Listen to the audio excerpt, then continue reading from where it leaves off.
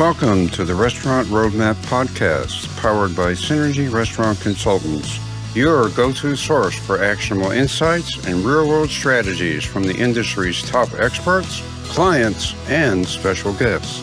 Whether you're building a new concept or refining an existing one, we're here to help you create a forward-thinking, sustainable brand, elevate guest experience, streamline operations, and maximize your bottom line. With decades of hands-on experience, our mission is simple: to deliver practical, proven solutions to the everyday challenges restaurant operators face. Let's dive in and get to work.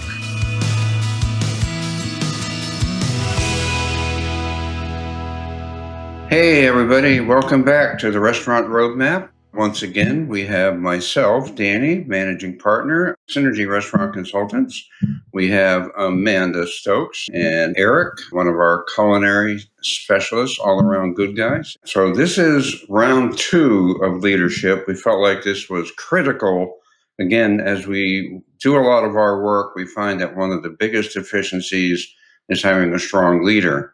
Not that they're bad people, they just maybe haven't had training, they don't understand how to lead, they know how to do. So this whole thing is designed to get people to be great leaders. So right out of the gate, I'm going to put you guys on the spot. And based on our last and first edition of leadership, anything you want to fill in, just want to kind of do a little bit of a recap if we can before we get into this episode and move forward with leadership. So I'm going to start with Amanda, ladies first. Any thoughts, anything that you wish you would have said but you didn't before we move on? Ooh, that's a thoughtful question. So for me, thinking about the last podcast that we did, I think it boils down to having a really strong team in place, a strong leadership team in the restaurant, and then having a strong succession plan. So knowing who is going to be taking the next leadership role, and then being 6, 12, 18, and 24 months out with that plan. I think where restaurants really fail is that they're being very reactionary with their strategies in promoting people, and it's doing the people a disservice, and it's going to be doing the restaurant a disservice. The same thing with manpower planning, not getting behind the power curve with your team, because you end up making bad hires because you end up short, and that causes problems too. So, Eric, any thoughts? No, I thought I was perfect during the last podcast. I didn't think I missed anything. So I think we just jump right into today and get going. That's what I love, modesty, the key to great leadership. There you go. You got to be humble, baby. Yeah, exactly. All right. Well, then, having said that, I'm kind of the same. I'm pretty good too, so I don't really have anything to add. So I guess, Amanda, you're going to have to catch up with us on this modesty perfection thing, right? Oh, my goodness. See if we can pull it off today on today's episode. So anyway, so we're going to jump in here now. Accountability, performance management. So holding the team accountable without being a jerk and being respectful and treating people with respect versus intimidation. I've always found there's 2 ways to manage. I mean, not me, but generally people have 2 attitudes. I can either scare the crap out of you and threaten you, or I can work with you and I can earn your respect. So how do you hold people accountable, Amanda? I think accountability starts on day one when you set that expectation and really during that onboarding process where you say, this is how we do things, this is why we do things. And I think at the end of the day, everybody wants to be held accountable. Everybody wants to know what the expectation is. I don't think accountability is a dirty word. I think it's a dirty word when there's inconsistencies and different accountability for different team members. I think when people know the expectation and they know the expectation when accountability isn't met, it just becomes more about having clear conversations versus being a jerk. Eric, I'm going to rephrase it for you for a second. And we do a lot of work where actually we're working on potentially a project now where we're going to do an assessment, performance audit. We're going to do our strategic planning session. And there's always this question of, well, are people going to buy in? And I know this is a statement more than a question, but I'm getting to it. So rather than worrying about whether people are going to buy in or they're going to want to change, is it possible that they're going to go, man, I'm really glad I could use some structure and I'm going to help create that to make it better and it'll make my life easier. So Is that something that you've seen as you've done a lot of work with a lot of our clients? Definitely, when you get out in the field and you're working with these clients, you see a lot of that. And Amanda touched on it briefly during the last podcast. We were in a project in the Midwest, and we had a client. The team just almost was begging us to give them structure and give them some systems and tools so they could run at a very nice manner in a good clip, because nobody wants to go to work and be unstructured and it just be like, oh, how's the ball going to bounce today? How are we going to make it through tonight? Nobody knows, right? So everybody wants to go to work. They want to do a good job. Nobody wants to be stuck behind the eight ball. You brought it up, right? You can lead in two ways. You can be a jerk, or you can kind of set an expectation. And I always gave people the benefit of the doubt. You spend some time with them, you teach them the expectation, you put the ball in their court, right? So this is how we do everything. These are our systems and tools to accomplish things. That shows them what you want. Now the onus is on them to get it done. If they don't do it, guess what happens? Now the question isn't why didn't you do it. The question is, what caused you to fail? So that's where I see it from. Yeah, I thought you were actually going to say I used to be a jerk. I thought that's If you ask some of the people that work for me, I'm sure they'll say that. yeah, yeah, you're probably right. We all probably got that vibe at some point. So I'm sorry, Amanda, what were you going Yeah, to say? I don't think accountability is about hovering over somebody every moment. It's, because that really, I don't think anybody enjoys being micromanaged, right? We need to give our people very clear expectations, direction, and then let them run with it. The last thing in the world anybody wants to do, and myself included, because I can say that when I'm micromanaged, I disengage because that just tells me that you don't trust me. So if you give me something, let me run with it. And if I veer off course correct me, and we'll go from there. All right, that leads into the next subject, which I already have in my brain what the answer to is. What's the big secret to getting people to take ownership? And there's a lot of ways to do it. What do you guys think before I give you my idea? Because you guys will probably steal it before I get a chance to say it. But go ahead. Whoever wants to go first. So in my mind, it's always involving the people that the task falls on, involving them in the decision making process and having them part of the conversation. Because at the end of the day, they are the ones that are doing the task. They are the ones that are repeatedly being tasked with this function. And if they're involved, the ownership is more on them. If you just say, hey, we're doing it this way because that's what I thought of and I think I'm great, guess what? They're going to find every little hole in what you just told them to do, and they're going to point it out to you every chance they get. But if you work together and you say, hey, we need to get chicken tenders out in 7 minutes, guess what? They'll find a way to get to that 7 minute time mark and they'll work through it with you. And now you have somebody who's bought into the end result and to give you exactly the result you want. Well, there you go. Stole my thunder. So Such a thunder stealer. So similar to Eric, I was going to say, give them a seat at the table, give them a voice in how things are done. At the end of the day, you could have people who clock in and clock out, and that's okay. But if you want people to be bought into whatever you're doing, give them a say on how it's done. And I think I learned that early in my career. I worked for somebody who gave me this idea, and Eric's heard this story, but I made each area of the restaurant somebody's area. I put their picture up. This is a true story. And it became this person's dry storage, this person's dish area, a little bit of ownership. And those were the cleanest areas in the restaurant, the ones that were owned by people. And so ownership and accountability, people take a lot of pride in that. It's like, hey, this is my dry storage. And so, I would make a big deal out of it. I would give gift cards out to people who had the best, cleanest, most organized areas. So I think giving people more than a job, because nobody wants to just come in and clock out and go home. no, I think that's a really great idea. And we found out over the years that when we help our clients creating brands, creating training materials, we insist that we have the management team on board so they can help. They're engaged. They have ideas. We always say we don't care who has a great idea as long as it's a great idea and it works. Let's do it. and it's done in a controlled environment. And I always believe if you have a great idea, let's do it everywhere, whether it's one restaurant or a chain of 50, and then everybody really, really feels like they're engaged and they're a part of something. And then, as you said, they'll do it and they'll take ownership, which is really, really, really amazing. So speaking of, we're moving on to the next thing. We have this challenge. You always have people that just may not buy in, or that they're kind of laissez-faire. They don't show up for work. They no call, which can be a real drag on the rest of the operation. So how do you guys handle those kinds of situations? I believe that no call, no shows are just anything that disrupts a shift more than that, because everybody has an idea. We have this many people going into the shift. And unfortunately, the no call, no show happens right when the guests are coming in the door. So asking your team to pivot is always very frustrating for the team members.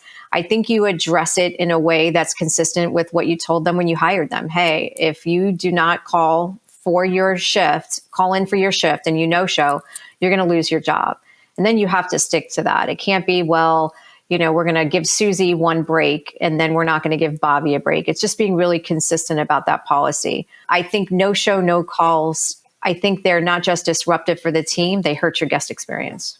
One of the podcasts that we should do here in the near future, which we're all good at, and it's right in your wheelhouse, Amanda, is how do you interview, how do you hire the right people?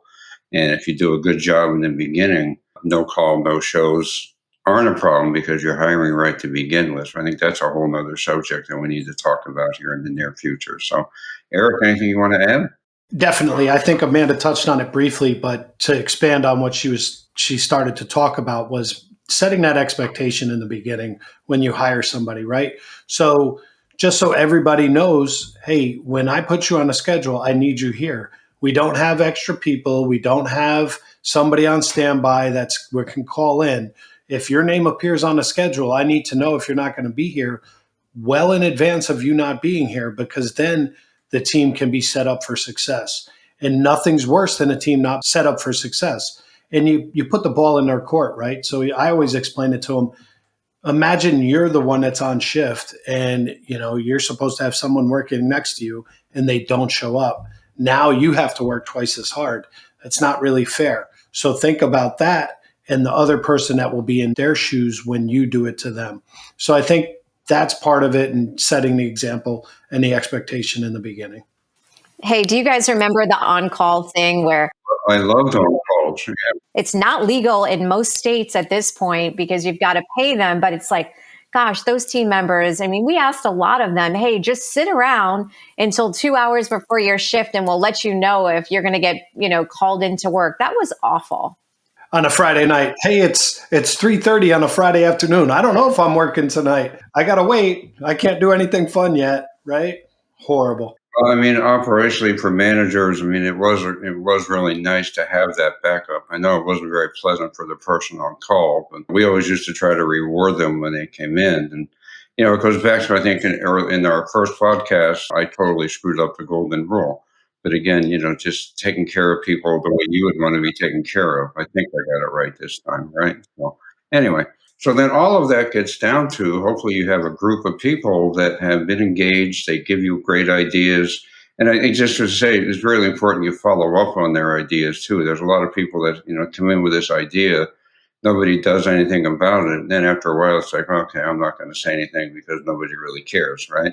So then you're really beginning to create the capability of finding a future leader.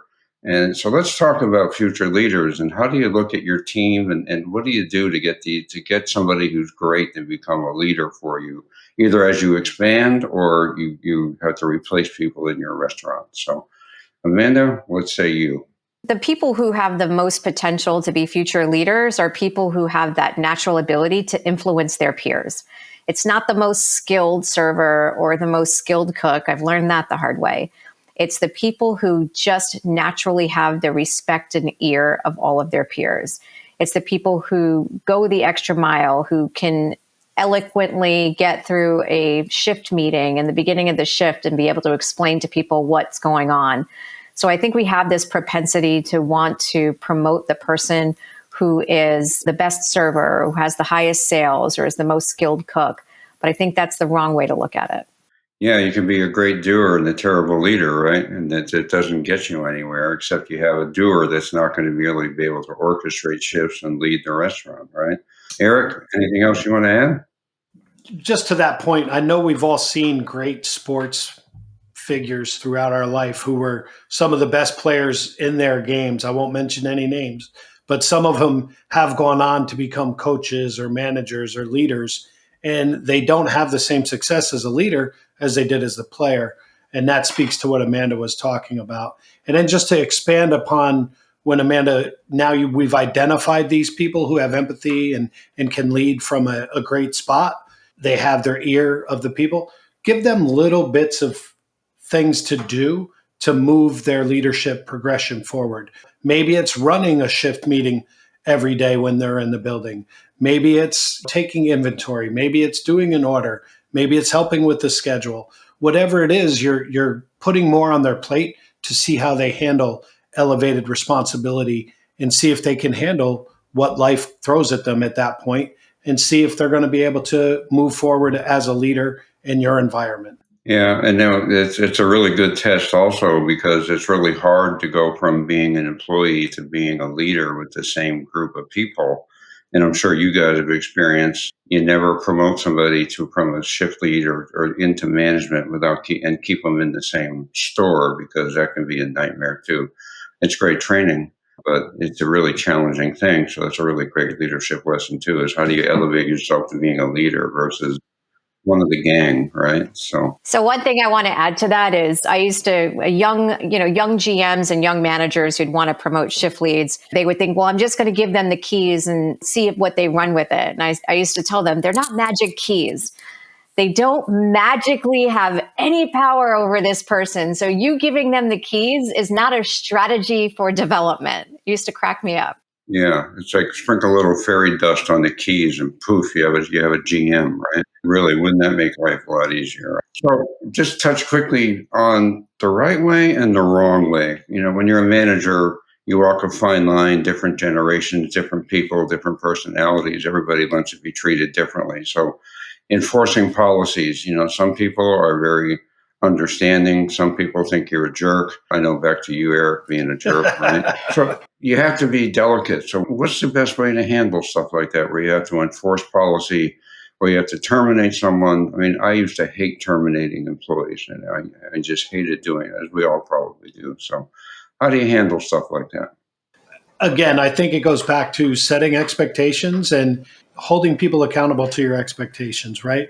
So if you are the one who sets that expectation in the beginning and somebody doesn't meet that expectation, that conversation is a lot easier to have because you know the expectation was set. Whereas if you just go all willy nilly and let people do what they want to do, and then 14 days, 21 days later, you say, hey, you're not meeting the expectation. And they say, well, I don't even know what the expectation is. It's very hard to hold that person accountable. Whereas the other person now, 14 days, 21 days later, they're not meeting that expectation. You sit down with them. Hey, you're not meeting this expectation. They go, I know I'm really trying to get there. This is what's stopping me. Then you can have a developmental plan from there to help them get to meeting that expectation. Or if you don't see it turning in the right direction, you can have that termination conversation and not feel bad about it, right? Because you set the expectation, you showed them how to get the result, you moved in all of the obstacles in that person's way, you moved out of the way to help them be successful, and they're just not successful. So you can lay your head down at the end of the day and know that you did what you were supposed to do. Yeah, and giving them the tools and the knowledge. Like I think we talked the last time. If you didn't give them every opportunity to succeed, shame on you, not shame on them, right? So, and I know it's tough.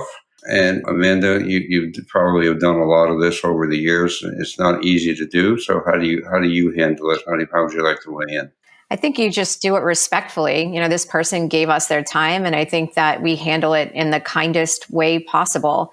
We don't want it to be a contentious meeting. We want to be clear about, hey, we're parting ways today, and this is why. I think it's really important to tell somebody why. There's somebody, and not just to make them feel better, but so they really have an understanding of what's happening.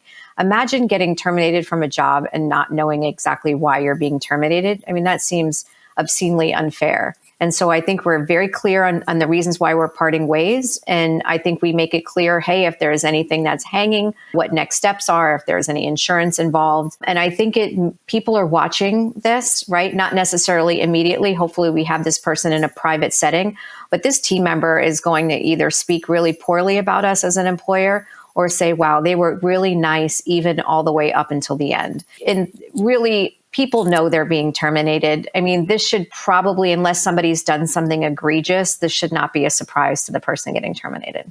Yeah, and again, you hate to do it, but you have to do it. I think you pointed out earlier because it does affect the morale of the entire team, and that becomes a downer for everybody. So better to do it right. And I think hopefully you're helping the person in their next job and helping them become a better person as you go forward, right? So we're going to switch subjects here. We're going to talk about time management. And I think we've talked before. People think it's some badge of honor to work 80 hours a week and think you got all this done and do everything yourself and you're a hero, right? That's probably like the worst thing that you could possibly do. So let's talk about how to stop putting out fires.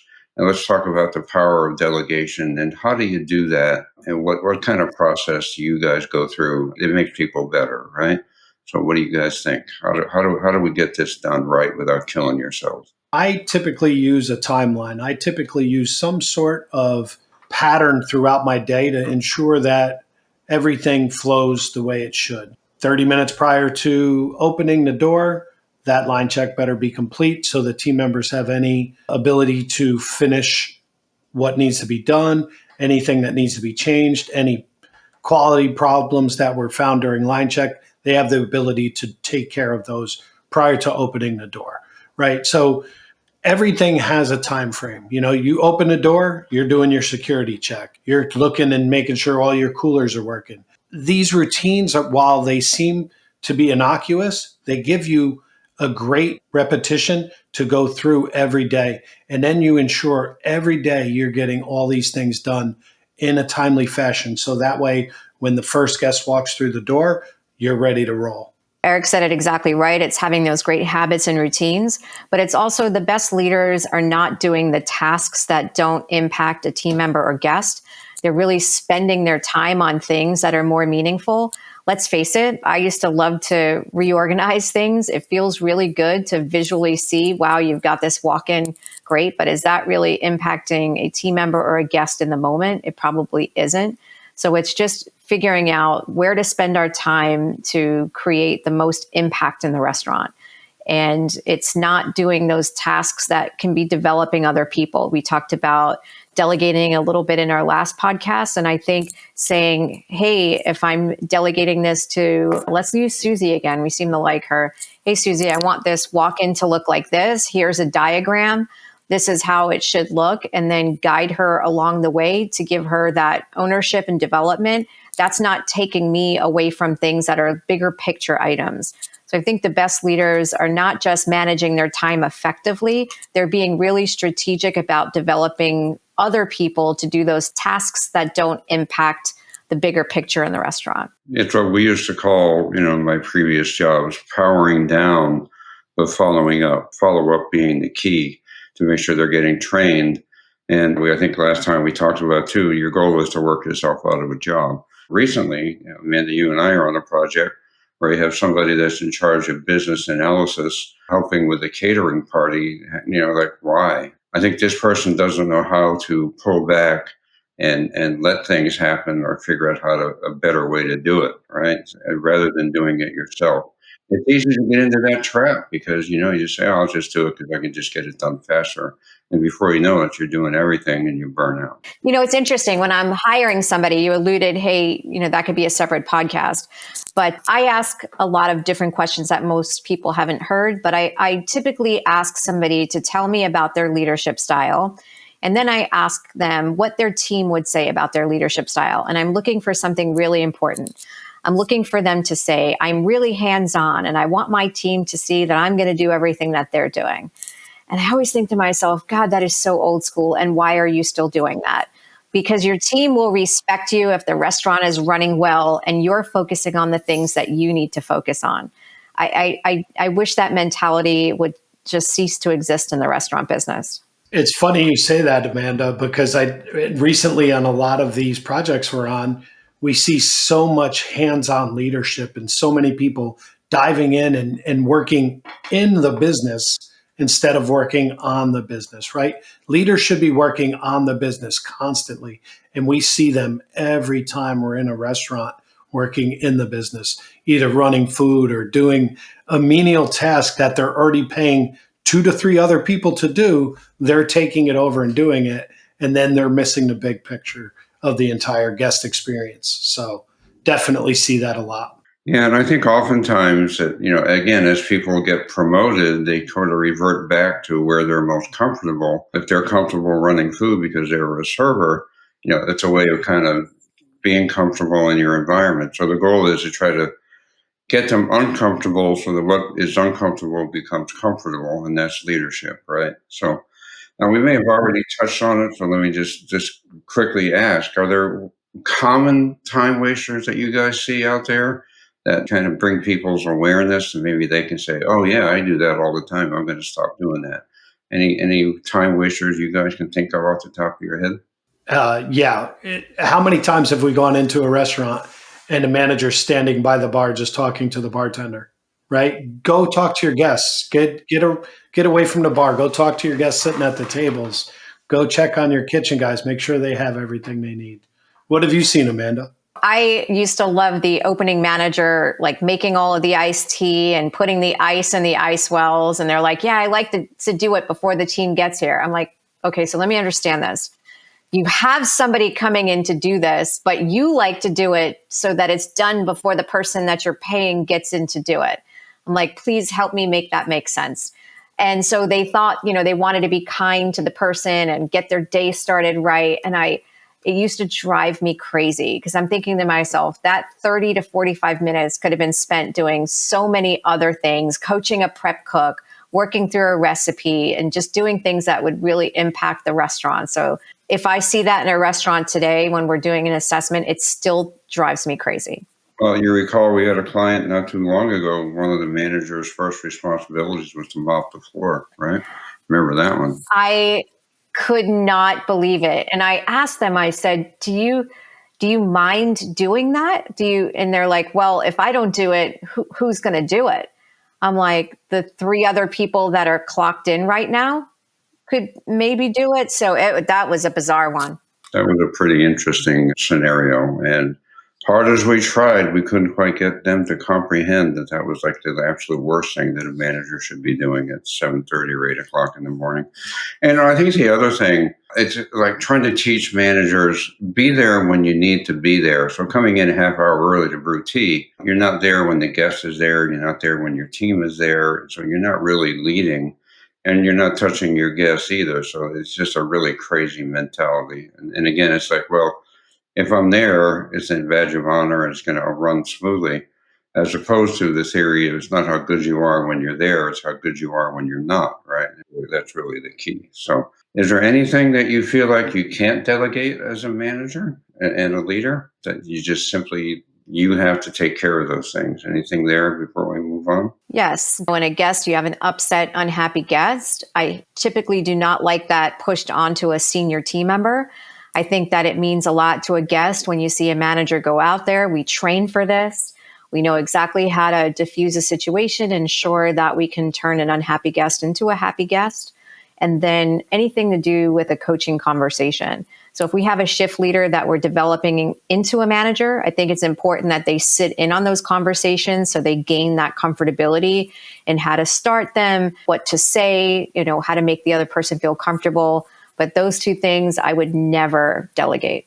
Amanda stole them all. The only thing I would add is maybe termination. I don't think it's right for other folks to terminate anybody else either. Good points. Yeah, and I think finances, making sure that you're on top of finances, instead of delegating that away. All the critical stuff while everything else is happening around you. And just to go back and reiterate, I think a big part of this, Eric, I think you were right on with timelines. We really advocate as we work with our clients, same routine, same way, every day. And the analogy is if you do those things the same way every day, along with your team having the same timelines, You don't have to worry about what you forgot to do before you go home. And a lot of that stuff is, I don't want to say menial, but if you get that done, you can work on more important things like taking care of guests, taking care of your team, doing marketing, instead of doing all those crazy little things that have to get done that you shouldn't be doing anyway, right? So I have a question for you guys. Are you ready? It's 7 o'clock Friday night. You got a 2.5 hour wait, and the power goes out. What do you do? How do you manage it? That's always one of my favorites, right? So obviously the biggest thing is calm the people down, right? So everybody freaks out. Calm them down, right? Servers, go talk to your table, say, hey, power went out. We're gonna hang here for a minute, see what's happening. I'm gonna go back and check in the kitchen and check on your food, but let's just relax a little bit. Then go to your kitchen team members, calm them down, get them in the right headspace. Make sure if you have gas pilots and stuff, and sometimes when the electric goes out, the pilots go out. So depending on where you are, maybe you're turning off gas so we don't get any surprises when the power comes back on. And then just getting with the people. I think the biggest thing you can do as a leader is making sure everybody keeps a level head. Very good.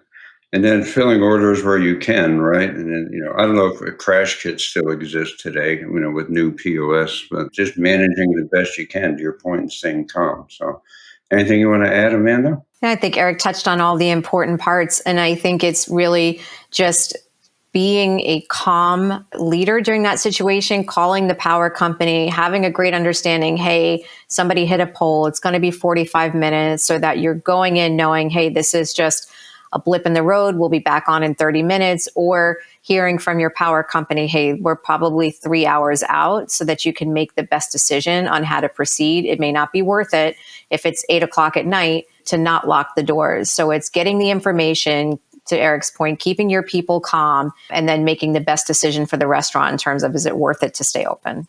Yeah, and serve the best you can, what you can, before you have to call it a day, right? So, good. And then, I think also just, if you have to get out of the building, having a rally point. I don't know if anybody actually has that in a restaurant, so you can account for your team if you had to do an evacuation. If it was not power, if it was a tornado or an earthquake or a hurricane or whatever it was, is making sure you can account for your team and care for your team in those kinds of crises, I think, are really important also. So, all right, so Amanda, it's you're walking through the dining room, you're general manager, you see a guest kind of looking around, wondering what's going on. You walk up to the table and approach them, and they're very angry, very upset. What do you do? One of my favorite things was when someone said, you'll never make this guest happy. I love a challenge. I believe that if you lean into the oldest thing in the book, which is last, listen, apologize, solve, and thank, and listen to listen. Listen to truly empathize with why the guest is upset. The best leaders listen to listen and not to respond. And it's really showing that empathy, softening your voice. Sometimes it's kneeling down. It's making them feel like they're truly heard. And then truly apologizing. And it's not about being right or wrong. And that's something I would emphasize with newer managers. This isn't nobody's going to win this. This isn't an argument. This is about listening, truly apologizing, and being sorry for whatever's happening. And then figuring out the best way to solve the issue. What is going to make this guest happy? I once had a lady tell me years ago when I was a GM that we had an item last week that we no longer had. Now, that item was never on the menu. Could I have said, you're crazy. We've never served that here. I think you're really mixed up. But what I did was I steered her to another item. And I said, this is really good. I just think it's important that leaders understand that it is never, ever about being right, because that is the fastest way to inflame a guest versus just it's about making sure that that person walks out happy. And then really thanking them for bringing it to your attention and bringing it full circle, saying, hey, I really appreciate you bringing this to my attention and giving me the opportunity to make this right for you. That goes a really long way. Yeah, it's not always about, well, I got to give you a free meal or buy your meal. I mean, there's a lot of ways to solve it, right? And just the empathy and listening, right? So, anything else you want to add, Eric? No, I think Amanda crushed that. She's really, really good at that kind of stuff. Even when we're walking through restaurants today as consultants, and she picks up on the vibe of a table so well and spends time with them. And then the owner goes, "Hey, what happened there?" And she just explains it, and the guests leave entirely happy. So it's a lot of fun to witness that and see it happen live too. The oldest saying, Eric, right? Unhappy guests can turn out to be our most, loyal guests and raving fans in the future. If we can course correct that guest, we have made a guest for life and a fan for life. Absolutely. Yeah, and I just one other thing to add there. I think keeping your team aware, especially if people at the front door, they hear things, they hear somebody grumbling on the way out. Try to stop them, have a conversation, get them back. And I think empowering your team is it the Nordstrom model where nobody leaves unhappy, and we'll do anything we can to make it right, no matter who you are. And I think that empowerment, I think, is critical in teaching and coaching your team how to do the same thing that Amanda just described there, right? So I just want to do a little recap here. I think we've covered a lot of really good material in these two sessions. So I'll start with Amanda. If you had parting words, if this was your last time you were going to be a trainer or a mentor or a coach to somebody, what would you tell them? In terms of all of the things that we talked about, I feel restaurants that operate the best lean into their systems and not people. And so I know we really talked a lot about people. And Danny, you and I spent some time in the last few months with a client, and they were completely people dependent and not system dependent. They told us that they have this person, this person, this person, and this is going to keep the restaurant going.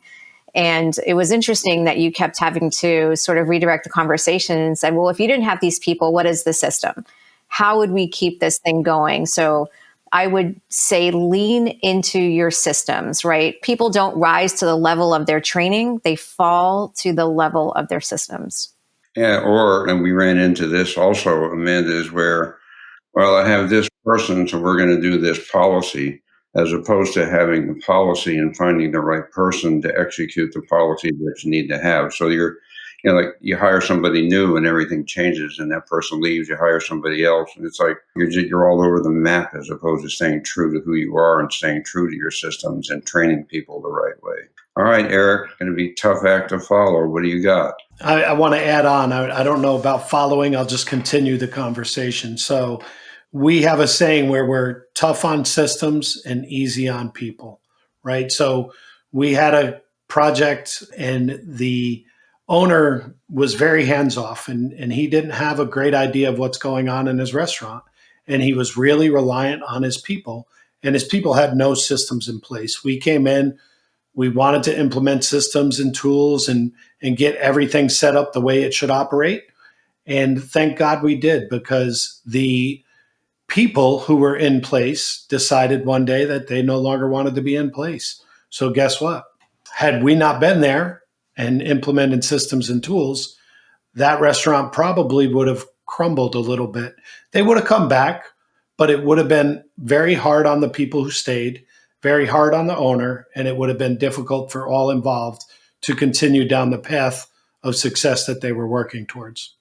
No, that's really good. And again, it gets back to consistency, especially if you're multi-unit, because if you don't have systems, you have no consistency, and you just can't manage that way because every one of them runs differently. So each one's an independent restaurant, right? So it drives you crazy. Anyway, well, I would like to thank you guys.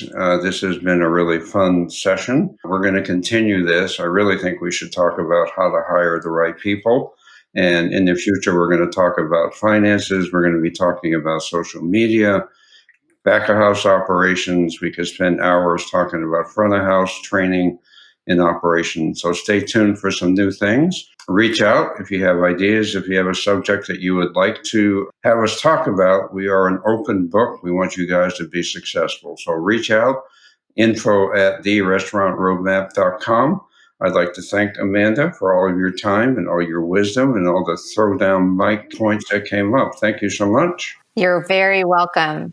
All right, Eric, thank you as usual. And stay tuned, everybody. We have a lot more to come. It's going to be exciting. It's going to be fun. So everybody have a great day, and we'll talk to you soon. Take care. Bye, y'all. Bye, have everyone. a great day. Bye, everyone. Thanks for tuning in.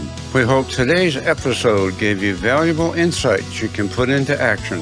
If you have questions or more info on today's topic, or need support with your restaurant-specific challenges, we'd love to hear from you. Reach out anytime at info@restaurantroadmap.com and visit synergyrestaurantconsultants.com to explore our services, sign up for our newsletter, and catch up on past episodes. Don't forget to follow and subscribe on YouTube, Spotify, Apple Podcasts, LinkedIn, Instagram, TikTok, and Facebook, so you never miss what's next. Do you have feedback or a topic you'd like us to cover? Contact us. We're here to help make the world a better place to eat.